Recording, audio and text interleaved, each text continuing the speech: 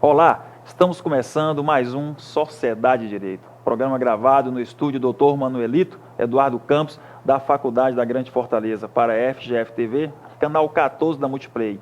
Nosso assunto hoje é Direito Militar. E para tratar desse assunto, eu tenho o prazer de receber aqui o senhor doutor Arlindo Medina, especialista em Direito Militar, e a doutora Suzy Castro, especialista em História do Direito Militar, ambos da Comissão em Direito Militar da OAB. É um prazer imenso recebê-los aqui, doutor. Muito obrigado por sua presença.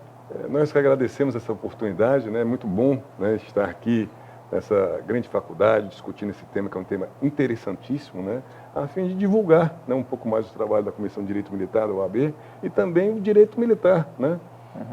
Agradeço demais, doutora Suzy, muito obrigado por sua presença. Sei que a senhora tem muitas atividades e, né, dispor um pouco do seu tempo aqui, a gente fica muito agradecido. Viu? Eu quem agradeço o convite. Iniciando o nosso debate, meus queridos, quero chamar a atenção que na Faculdade Grande Fortaleza nós temos aqui inúmeros alunos militares devido aos nossos convênios, e eu agradeço demais a audiência de vocês, tá? Doutora Suzy, eu gostaria de começar iniciando com a senhora, tá? A respeito da história do direito militar no nosso país, né? Quando surge, assim, o direito militar no Brasil? A gente pode falar um pouco dessa construção histórica? Sim, nós podemos ousar em dizer que o direito militar no Brasil começou a ser construído com o próprio começo do nosso país, com a própria entrada dos donatários aqui, a divisão das capitanias. Eles vieram para tomar conta não apenas de assegurar a posse do nosso território, mas de construir, né, um Brasil em cada capitania. Então, eles tinham a tarefa de executar a justiça, caso fosse necessário. Eles eram quem estipulavam as normas de administração local. Eram eles quem organizava tudo. E por que eu lhe digo que o direito militar começou ali? Porque essas normas partiam de pessoas que tinham títulos militares, eram então capitães, né? E então toda norma que eles criavam era uma ordem, era uma norma de cumprimento militar, porque tinha hierarquia envolvida, né? E envolvia a disciplina dos seus subordinados. Então, a gente pode ousar em dizer que o direito militar surgiu aí. As primeiras normas militares vieram dos próprios donatários.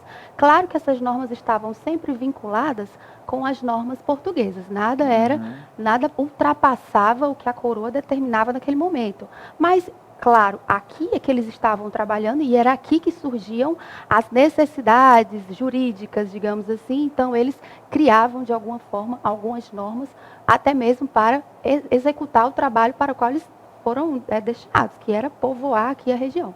Então, a gente pode ousar dizer que o direito militar surgiu aí. Mas, sendo mais formal, o direito no nosso país, o nosso direito brasileiro começou construído com a própria fundação das primeiras faculdades de Direito, que foi a primeira em Olinda e em São Paulo. Então, ali começou a se construir o direito no nosso país. Até então, as normas eram quase que exclusivas vindas de Portugal. Mas, quando a família real veio para cá em 1808, foi necessário adaptar, né, a nossa norma para um Brasil que estava sendo construído. Então, era necessário fazer uma Constituição, era necessário construir várias normas brasileiras. E aí, com a fundação das faculdades de Direito, foi tudo meio que ao mesmo tempo aqui, né? E então começou essa construção, essa elaboração normativa, né? Vindo dos bacharelandos, dos bacharéis de direito agora brasileiros.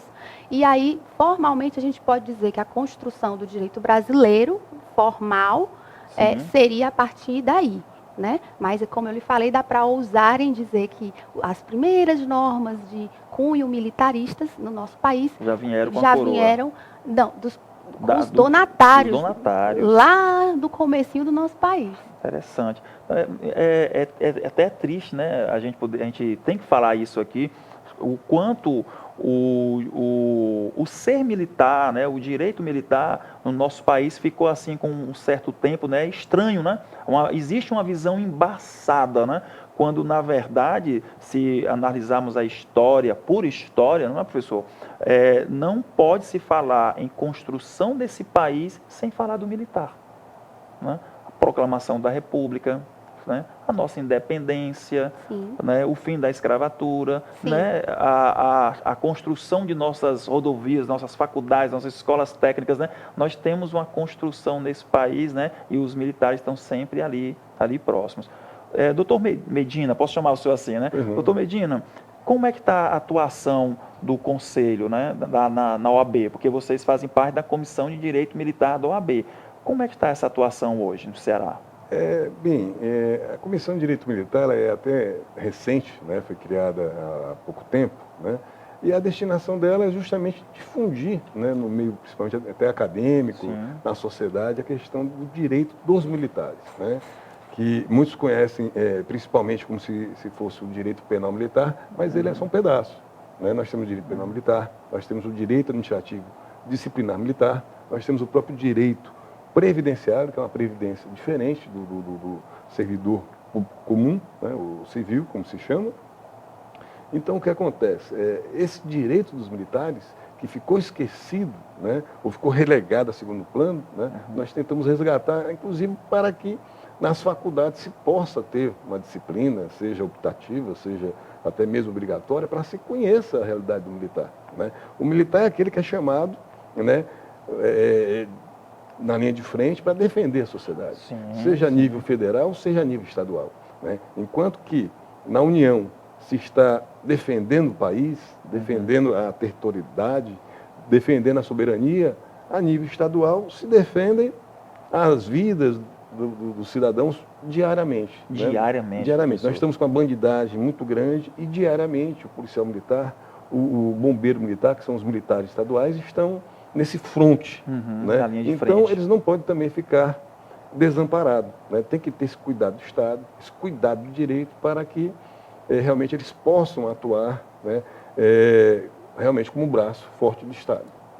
Eu acho interessante, porque realmente, né, o militar, ele está ali na linha de frente, seja ele federal, estadual, né, ele está ali no combate no dia a dia, e se fala pouco no direito dele, né? Eu assisti uma reportagem outro dia de um deputado estadual, Marcelo Freixo, lá no Rio de Janeiro, e ele comentando o quanto a Comissão de Direitos Humanos do Rio de Janeiro tem um trabalho interligado com os sindicatos, né, com as associações de polícia militar. Então, sempre que um policial militar tomba heroicamente em combate, eles têm um trabalho com a Comissão de Direitos Humanos para abraçar aquela família, com assistente social, com advogados, para dar um sustento, porque eu acho importante que se saiba que direitos humanos não está contra o militar, né? Muito pelo contrário, essas instituições elas devem caminhar juntas, porque se busca o direito do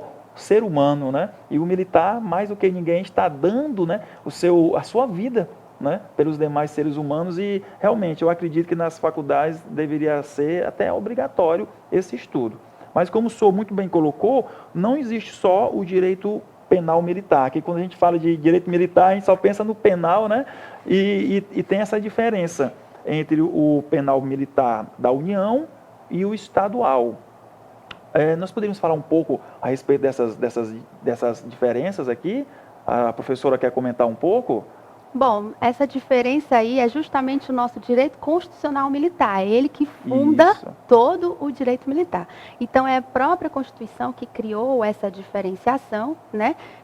Tem a Justiça Militar da União, que vai tratar das Forças Armadas, Exército, Marinha e Aeronáutica, e nós vamos ter a Justiça Estadual, né, que vai cuidar das forças auxiliares, que é o termo utilizado na Constituição, que no caso se refere aos policiais e aos bombeiros.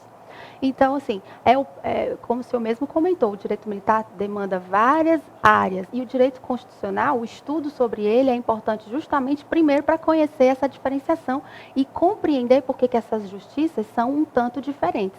O doutor Medina, por exemplo, podia explicar para a gente, né, a questão de como funciona a punição, por exemplo, como é o juiz que trabalha na Justiça Militar, da União, do Juiz Estadual. Porque isso é bem diferente, Bem né? diferente. O senhor quer comentar, professor?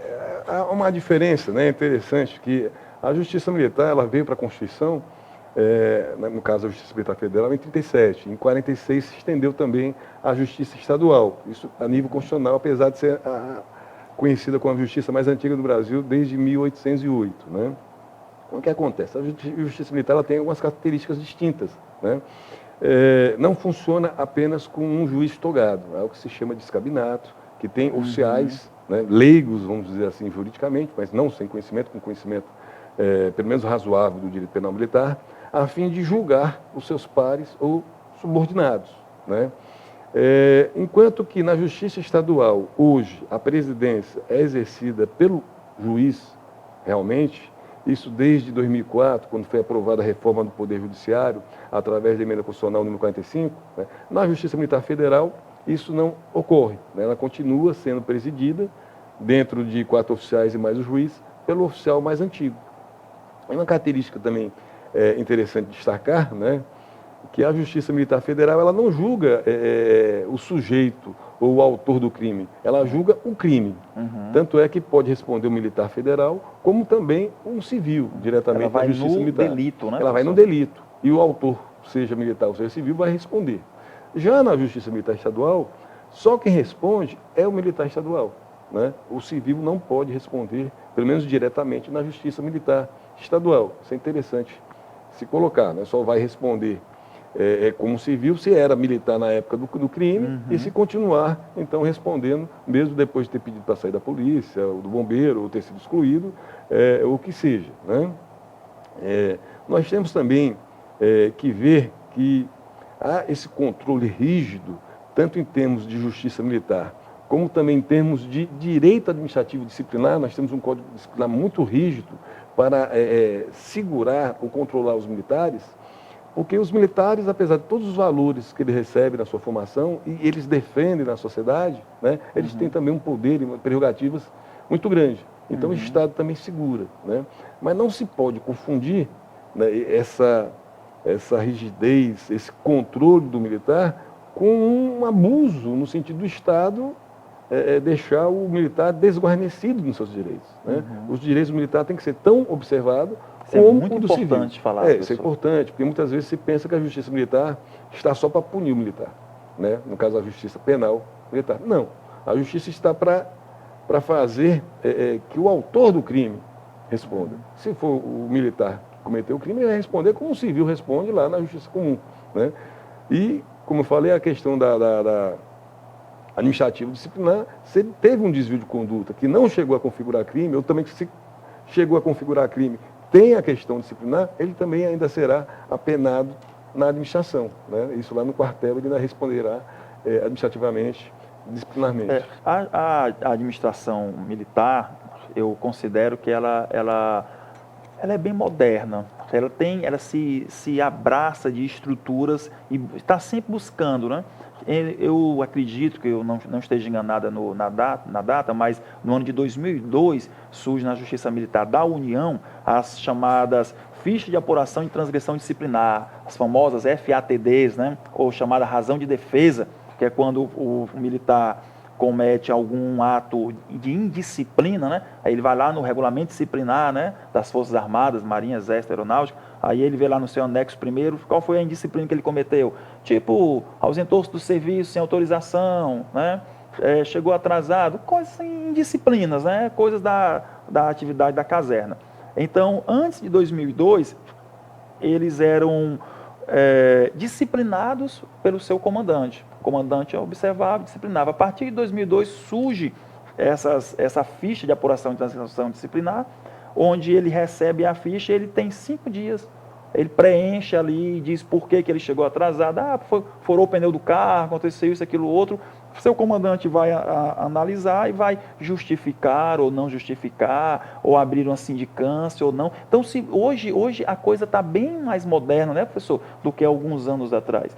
Porque, como o senhor bem colocou, existe uma rigidez, porque o militar ele se pauta em, me corrija se eu estiver errado, disciplina e hierarquia. Sim. Não é isso? Que são normas constitucionais. Assim. São normas constitucionais. constitucionais. É a Constituição que diz que as Forças Armadas devem se reger pela hierarquia e pela disciplina.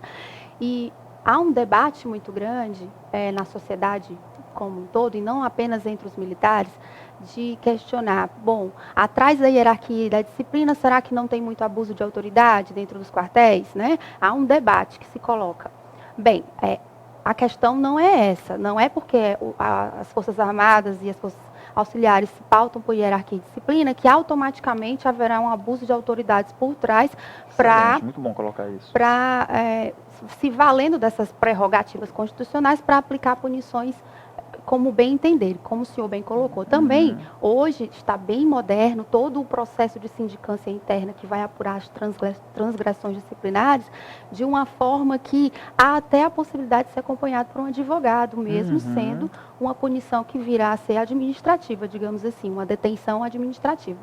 Não é obrigatório ainda, né, a presença desse advogado, mas o fato de deixar que o militar chame um advogado para assessorá-lo nesse processo que é administrativo, já é um grande avanço, muito importante. Excelente, um grande avanço mesmo. Inclusive, a nossa Constituição vai dizer que não cabe nas transgressões disciplinares militares o habeas corpus, não é isso? Mas o interessante é que eu já pude observar, pelo menos na Justiça Militar da União, eu já pude observar alguns habeas corpus e deferidos. Porque se entende que o habeas corpus ele vai ser útil na ilegalidade do ato. Exatamente. Não é na transgressão em si, mas é na ilegalidade daquele ato. O juiz vai e concede. Justamente no caso de haver um abuso de autoridade. Aí a gente verifica a ilegalidade do ato e consegue obter, em algum caso, né, o habeas corpus. Doutor Medina, o militar, vou ser prático, militar da Polícia Militar do Estado do Ceará, caso ele entenda que está sofrendo uma sanção além da que ele entende que deveria sofrer, ele pode procurar o conselho? Pronto. Hoje, como a doutora Sul já tinha comentado, existem vários caminhos que o militar, que se porventura se julgar perseguido, massacrado pelo seu superior, pode adotar. Né? Como se colocou, a hierarquia e disciplina não é um manto para se tirar a dignidade do militar. Né? A hierarquia e disciplina ela existe em qualquer organização civil, em qualquer empresa. Só que nas Forças Armadas, nas Forças Auxiliares, a hierarquia e disciplina é levada às pilastras, né? É o que sustenta o regime militar, as corporações militares. Mas como o senhor tinha colocado agora há pouco, na questão disciplinar, existem vários recursos dentro dos regulamentos disciplinares. Nós temos a reconsideração de ato, nós temos o recurso hierárquico, né? Nós temos aqui no Ceará a Controladoria Geral de Disciplina, que tem também recursos próprios. Né? E se tudo isso não resolver, né, a gente sabe que na esfera administrativa não transita em julgado a questão. Sim. Então se pode recorrer à justiça, né? A questão recursal judiciária. Interessante também voltar à emenda constitucional 45, a diferença da Justiça Militar Estadual para a Justiça Militar Federal, que nos estados a vara competente é a vara da Justiça Militar, para se julgar os recursos tidos contra ato administrativo disciplinar militar. Enquanto que na seara federal ainda continua caindo lá nas justiças, nas varas federais, né, indistintivamente, sem ter uma vara específica que vai julgar da Justiça Militar, porque assim ainda não é lá, né, não é lá. Mas tem uma emenda constitucional correndo no Congresso que também alterar a Justiça Militar Federal para assim também proceder conforme a Justiça Militar Estadual, né, que tenha essa competência para também julgar os recursos contra atos disciplinares tidos ilegais. O que eu acho interessante é que realmente hierarquia e disciplina é a alma, né? É a alma. Você olha para um militar, ele bem fardado na rua, não há como, né? Respeito, né? Então, acho que por isso também essa questão de se zelar, né? Se zelar com o Código. O Código Penal Militar, eu vou falar lembrei dele agora aqui, eu acho ele tão moderno, certo? Então, eu acho ele tão moderno que ele diz o seguinte, eu não lembro, talvez eu vá errar o artigo, 312, 315, ele vai dizer assim, o aluno do colégio militar, embora menor de idade, assim que ele diz, né, é antigo, né? Então ele usa o termo menor, ao cometer um crime, deve ser julgado como se maior fosse, porque eles entendem a questão dele estar ali no colégio militar, dele ter o entendimento. É claro que, né, constitucionalmente falando, né, essa norma ela não vai à frente, né? Nós temos o ECA. Mas o que eu acho interessante é que se fala muito hoje em se reduzir, né, a menoridade penal, né? E o Código Penal Militar, ele já traz, né, lá atrás, que aquele aluno do colégio militar, porque as escolas militares, sobretudo da União, eles fazem concurso, né? E aí, várias vezes, né, eu estou lá nas reuniões e chega garotos de 17 anos de idade, acabou de passar num concurso, está lá nas Agulhas Negras, está lá na Escola de Sargento das Armas, e eles estão armados. E um garoto daquele, por algum motivo ou outro, saca uma arma daquela, né? E aí, já está feito o estrago, né? Então, no Código Militar já falava isso, né? Não vai para não evoluiu por causa da Constituição, mas se fala em reduzir e lá já tem essa prerrogativa. Outra prerrogativa interessante é que se fala muito hoje no direito, está muito na moda, o direito homoafetivo, né? Está muito na moda. E o Código Penal Militar já vai trazer, né, que dentro da caserna ele coíbe o ato libidinoso, seja homossexual ou não. Porque o ato libidinoso é o beijo, é o carinho, tal. Então, ou seja, homossexual ou não. Ou seja, ele já admite que pode sim o militar ser homossexual. Ou seja, fazendo essa análise, eu acho que o código é bem moderno para a época que foi feita. Pena que nossos demais códigos não o abraçaram assim. Né? Eu vejo uma pena nisso daí. Mas, professor, eu quero comentar um pouco ainda a respeito dos crimes dos militares. Certo? Porque, assim, eu acho interessante, porque na Justiça da União, o senhor falou dos recursos, né? Ele vai cair na auditoria, né? Não é isso, professor? O crime, ele cai na auditoria. Da auditoria, ele só tem um recurso, que é para o STM, lá em Brasília, né? Pronto, ele não tem mais recurso. Na União, na estadual, ele percorre todos os demais recursos? Na Justiça Militar Estadual, nós temos tribunais militares somente em 3 estados da União, né? No Rio Grande do Sul, Minas Gerais e São Paulo. Esses 3 estados, eles têm um tribunal militar, que é a segunda instância da vara única da Justiça Militar Estadual, que até isso é interessante, de novo, diferenciar, que as Justiças Militares Estaduais não são mais auditoria, apesar de estar nos códigos ainda chamando de auditor, popularmente nós chamamos de auditor. Mas o termo auditor só é correto na Justiça Militar Federal, né? Mas a gente ainda chama na Justiça Militar Estadual também de auditoria, de juiz auditor, né? Mas realmente não é mais o adequado, é juiz de direito da Justiça Militar Estadual. Então o que acontece? Quando só temos uma vara, como é o caso do Ceará, a segunda instância é o próprio tribunal. Né? É o próprio tribunal que vai... Nosso TJ, né? Que vai julgar o recurso lá na decisão do juiz que estiver lá na Justiça Militar. Né? E nós não temos um Ministério próprio, né? Ou um juiz próprio. É um juiz que vem e assume a vara, diferentemente da União, que tem concursos específicos, né? Para o Ministério Público Militar. Né? Aqui o nosso não é específico para a área militar. Né? Ele é um juiz, ele é um promotor que vem e assume a vara, como assume a vara de família, empresarial, qualquer vara. Né? Ele já vem com um monte de processo nas costas, vai pegar mais aquele dali, é isso? Não, né? não. Ele vem com conhecimento geral e aí chega ali ele pega um conhecimento específico, né? Quando vai para outros. Né? É diferentemente do federal, que ele estuda para prestar o concurso específico para aquilo. Naquela área. Então, ele já entra naquela área e fica naquela área. Né? A área dele é aquela ali, né? Não vai passar de uma vara para outra. Né? Isso é uma coisa interessante. E voltando só também a ilustrar a questão do Código Penal e Código de Processo Penal Militar, realmente, quando eles foram editados em 1969, né, Decreto-Lei 1001 e 1002, eles foram avançadíssimos na época, né? Eu já vou me referir ao quê? Mas de lá para cá, devido ao esquecimento, como a gente falou no início do bloco aqui do programa, que o direito militar ficou um pouco relegado, né? Foi-se as leis penais se atualizando, né? Direitos penais surgindo, como é hoje a lei da internet e outras leis mais novas, bullying e outras questões, e o direito militar foi deixado, vamos dizer, de lado.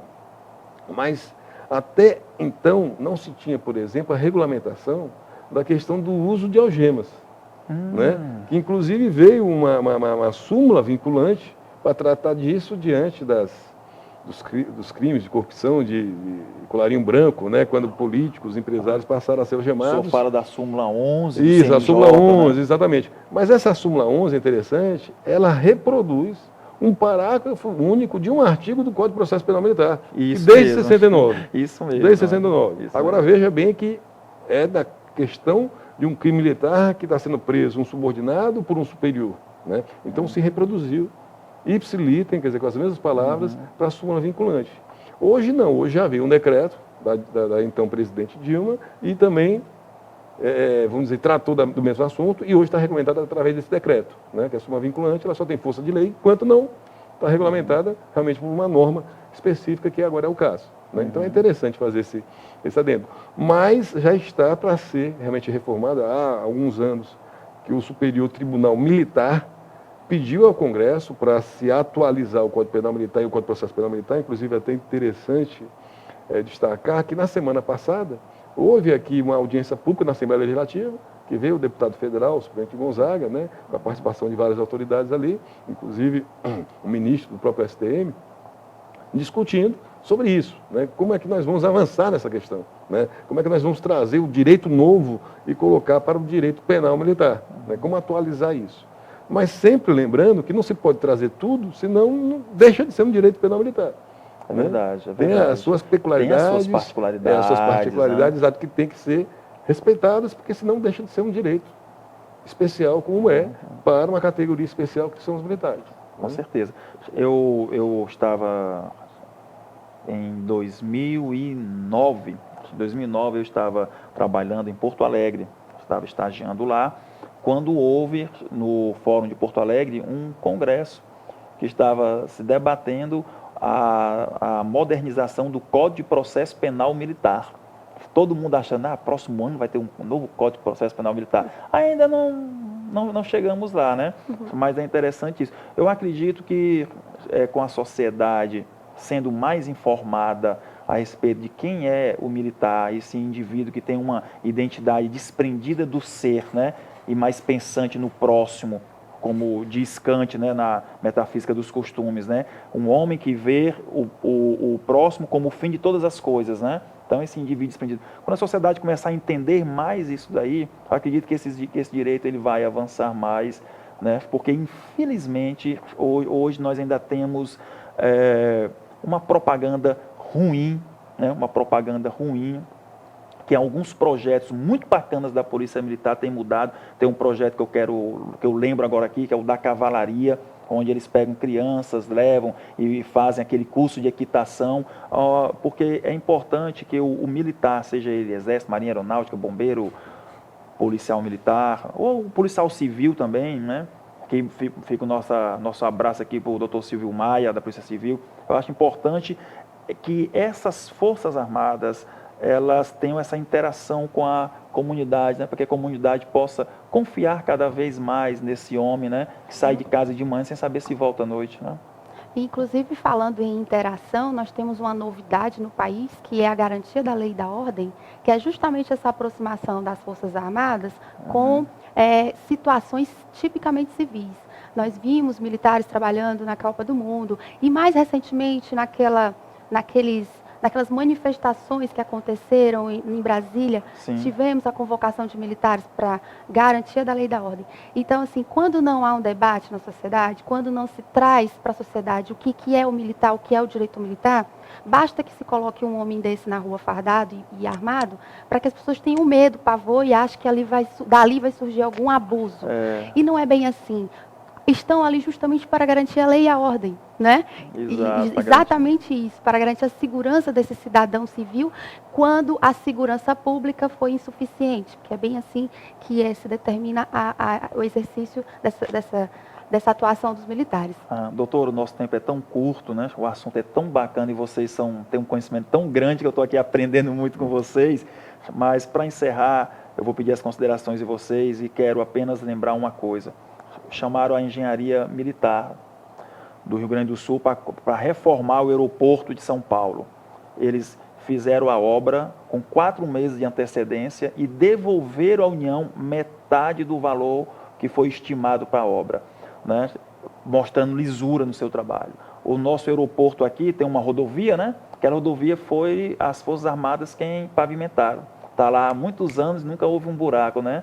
Então, eu acho interessante quando o militar ele participa do trabalho da sociedade, quanto eles fazem bem feito. Muito obrigado pela presença de vocês. A senhora, suas considerações, depois o doutor, por favor. Bem, nós que agradecemos essa oportunidade.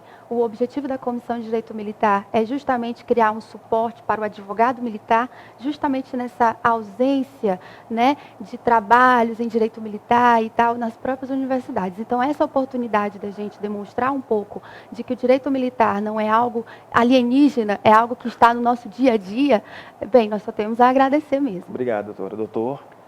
Como o senhor colocou aí, a questão do militar, né, ele tem aquela pecha, e é uma realidade, da honestidade, da integridade, né? Eu li uma revista agora recente, de grande circulação, que eu não vou falar o nome, de um empresário nessa operação conhecida no Brasil, né, que disse que no tempo da chamada, do regime militar, vamos dizer assim, ele chegou para um major, que era responsável por uma grande obra, e insinuou um ato de corrupção para comprá-lo, né? E que esse major teria tirado um revólver 38, colocado em cima da mesa e falado, diga isso de novo, né? Ou seja, ele disse que na época dos militares não se conseguia fazer o que foi feito agora, né? E também os militares que saíram, os presidentes, a gente sabe que saíram todos do jeito que entraram, diferentemente de... Excelente né? lembrança. Não quer dizer que o militar, né, isso é importante também dizer, ele é melhor ou pior do que o civil. Ele é diferente, né?